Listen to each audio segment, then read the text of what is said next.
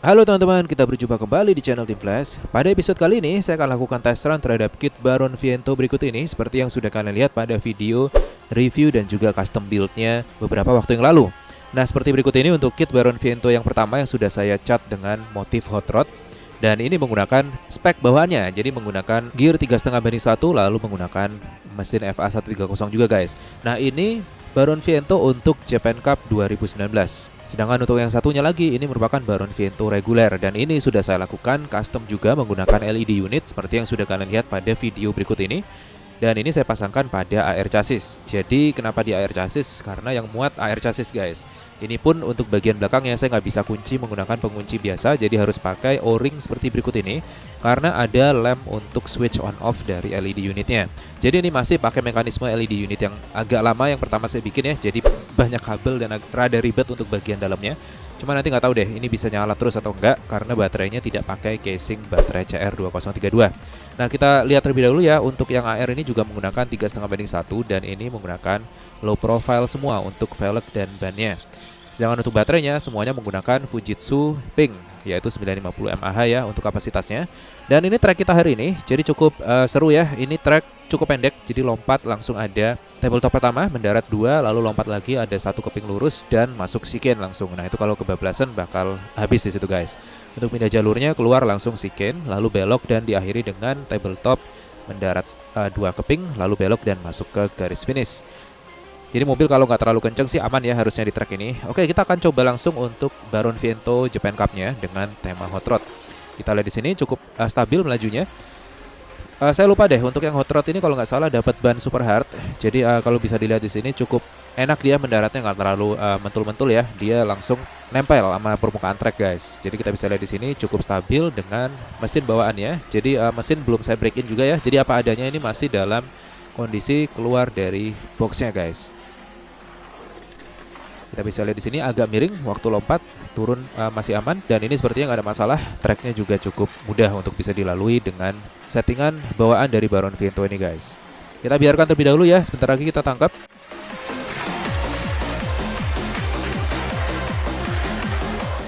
Oke, ini udah selesai kita tangkap dan tidak ada yang terlepas sama sekali karena memang nggak kelontang ya. Kita matiin dulu, kita coba turunkan sekarang yang Baron Viento biasa. Dengan cat yang sudah saya custom juga, Grease Baron. Kalian udah lihat di videonya ya. Baik proses mengecatnya dan juga proses bikin visualisasi custom box desainnya guys. Ini tadi agak miring sedikit saat melewati siken. Jadi ini AR chassis yang sudah sering kalian lihat di tes run video saya, yaitu Flame Astute sebetulnya. Jadi lumayan udah cukup lama untuk chassisnya sendiri dan mekanisme gearnya juga sudah cukup loncar di sini ya. Makanya tadi dia lebih cenderung punya resiko kelontang dibandingkan dengan yang Baron Viento yang FMA tadi guys. Nah, ini rupanya agak terhenti tadi dikarenakan pengait depan bodinya lepas. Jadi kalau pakai O-ring kayak gini sih, sekalipun yang ori ya, yang Tamiya juga sama, dia akan elastis. Itu sebabnya saat kehentak di track dia otomatis akan resiko kebuka untuk bagian pengait bodi depannya.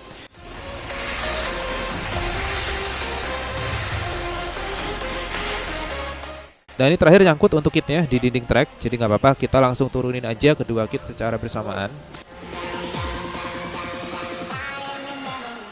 Dan kita bisa lihat di sini, kita turunin mobilnya, kedua mobil melaju terpaut 1,5 street kurang lebih. Jadi AR-nya ngacir di depan ya. Ini wajar dikarenakan AR juga kalau kalian tahu di video sebelumnya yang tes run menggunakan AR chassis Flame Astute ini cukup kencang guys. Rupanya cukup mengejutkan. Di lap kedua, FMA bisa nguber di lintasan yang paling dalam guys. Jadi saat di tikungan, FMA-nya bisa ngejar dan melalui AR chassisnya. Tapi ini sepertinya tidak berlangsung lama karena diambil lagi posisinya oleh AR chassis dengan LED unit. Nah, pada poin ini LED unitnya sudah mati. Jadi seperti yang saya bilang tadi, ini baterainya masih pakai Tamiya tape. Saya hot glue ya, pakai lem tembak itu ke bodi dan resiko goyang memang. Jadi kalau kehentak di track ini sudah pasti dia akan mati dan rupanya betul mati. Dan ini barusan kebalik untuk AR-nya. Jadi kita diamin terlebih dahulu ya biar diambil. Dan gantian, sekarang Baron Viento hot rod-nya yang kebalik guys. Jadi untuk AR itu memang sudah sering saya turunin. Jadi wajar kalau diturunin di track seperti ini juga dia lebih ngacir, bahkan dengan bobot LED dan baterai CR di bagian dalam dari bodinya sekalipun. Nah, kita coba turunkan lagi di sini. dan mobil AR-nya keluar lintasan guys. Jadi memang permasalahannya kalau bodi yang tinggi-tinggi kayak gini ya, ini biasanya ada pada center of gravity-nya. Walaupun AR sudah menggunakan 3 pasang roller ya, berbeda dengan FMA yang hanya 2 pasang, akan tapi roller belakangnya cukup tebal dia. Nah, kalau kalian penasaran dengan efek dari tinggi rendahnya bodi ke stabilnya mobil atau enggak di track, itu kalian bisa lihat video saya yang menjelaskan mengenai center of gravity berikut ini. Ini saya contohkan menggunakan mobil Street Mini 4WD guys. Tapi pada prinsipnya sama. Kalian bisa aplikasikan juga pada mobil STO dan juga STB guys. Nah, ini udah selesai untuk tes run singkat hari ini. Jadi gitu aja, nggak aneh-aneh ya. Yang penting kita lihat runnya Baron Viento Hot Rod ini bagaimana di track. Dan cukup stabil rupanya. Jadi bener ya, untuk ban super hard ini berpengaruh sekali pada lajunya mobil dan kestabilan mobil di lintasan. Sekalipun dari segi speed atau torsinya kalah dengan ban soft yang ada pada Baron Viento AR-nya guys. Jadi itu tadi kelebihan dan kekurangannya. Kalau kalian penasaran dengan dasar dari jenis ban, kalian bisa cek blog page saya yang membahas seputar Mini 4WD dan banyak hal mendasar terkait Mini 4WD guys. Oke, itu aja untuk video hari ini.